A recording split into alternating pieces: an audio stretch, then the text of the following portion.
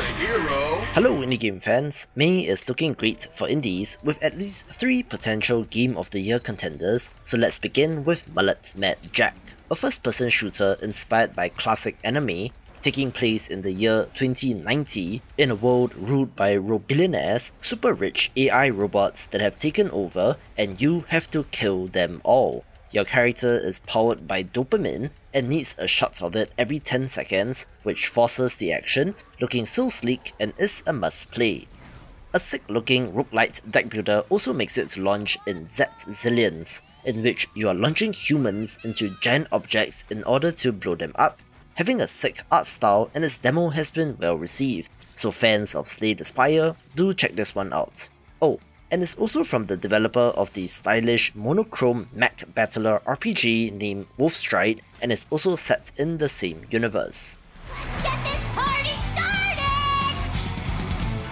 There are games that immediately capture attention due to its visual style alone, and that is certainly the case with Crow Country, a survival horror title that sure looks like Resident Evil meets the original Final Fantasy VII. Our heroine is searching for a man named Edward Crow, the owner of the now defunct theme park Crow Country, who went missing 2 years ago, where she must venture deep into the heart of the park in search of answers. Dilapidated amusement parks are the perfect setting for horror games, think Killer Clowns for example, with this, interestingly, coming to us from SFB Games, who are known for the detective adventure game Tango Tower, so it sure is a departure and a curiosity.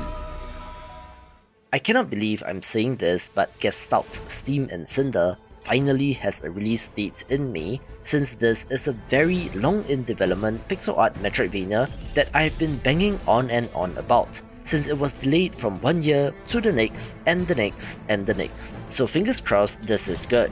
I like the steampunk world, and of course the pixel art is top notch, in which you play as a mercenary uncovering the dark secrets of the corrupted overseers of the city. There is a shot of the progression system in this trailer, so go find that and pause the video if interested, since it sure looks to be somewhat inspired by Path of Exile, and the upgrade tree has ability unlocks along the way, although it does seem to be for combat only, and maybe the Metroidvania style traversal abilities will be unlocked in another way. But however it turns out, this should be an interesting release. In the golden dawn, our village emerges as the cradle of a new era.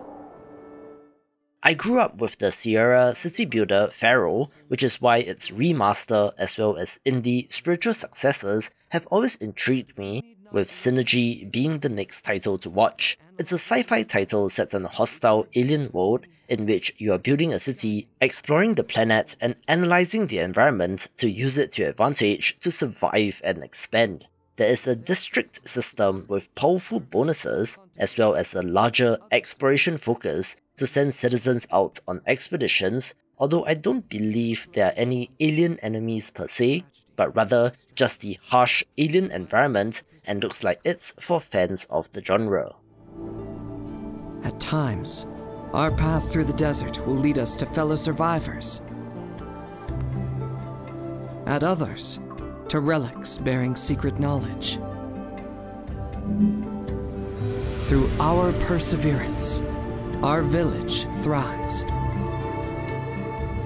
becoming a beacon of prosperity and hope.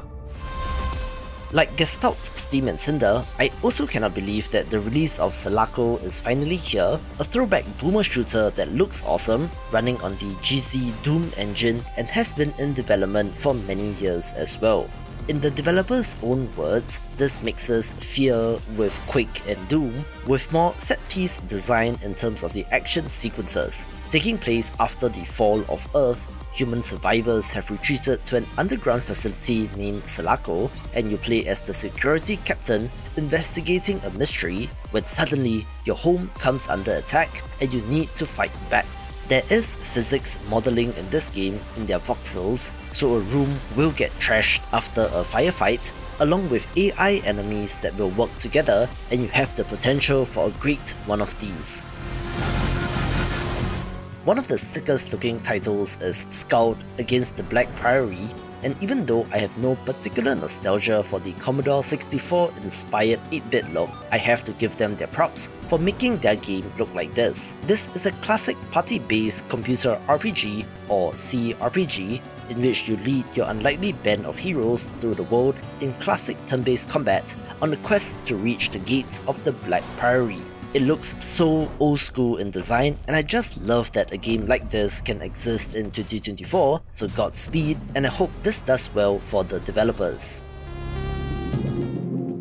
I don't know which other YouTube channels you have been watching, but the whole creator economy thing really is becoming more of a thing, and we see a major test of that in the video game space with Animal Well. Since this is being published and marketed by Big Mode, who is the publishing company of YouTuber Video Game Dunkey, you can easily see in the charts that whenever Dunkey makes a video even mentioning this game, it just gets an insane spike in wishlists, so attention certainly is on this game, and I'm curious to see how it does. This is especially since the game is an exploration Metroidvania without direct combat, where you play as a little slime creature exploring this labyrinth and uncovering its secrets. I don't think that you can directly attack, but you can trigger environmental traps and hazards to kill pursuing enemies, but the gimmick appears to be the exploration and secrets in this game, which is supposed to have many layers and will apparently have people uncovering secrets for years to come. A bold claim for sure, but it's interesting to see a game like this really reminding me of Rain World and might be a massive hit. I happened to catch this announcement on Twitter last night, and I'm happy to have noticed since we get the 1.0 release of Songs of Conquest next month as well. Perhaps the best example of a Heroes of Might and Magic-like title in this modern age. You can see it in the turn-based combat screen with hexagons, along with commanding stacks of units, but the castle building aspect of this is fairly novel and different as well, since it sprawls out into the overworld. There's also an increased focus on magic in this game and has been very well received so far in early access, with the 1.0 launch looking to boost this into the stratosphere. Aha! You might have missed this game if you were browsing Steam, since the release date of Nine Souls is not updated, but as far as I know, this 2D Souls-like title is still targeted for a May release. It is 9 Souls and not 9 Souls, and that is not a typo, and reading the Chinese characters of 九日. It literally translates to 9 days, but refers to 9 powerful bosses that have to be slain. This is a 2D Sekiro-like with a parry or deflection-focused combat system in which you are turning enemy projectiles back on them or countering enemy attacks to your advantage. It looks absolutely sick, and interestingly, like Crow Country above, came to us from a developer that is known for another genre in horror games like Detention and Devotion, so this is a very stark departure, but thank God demos are now a thing again and has been received well, so the final product should be great. Watch this video for more upcoming Souls-like titles.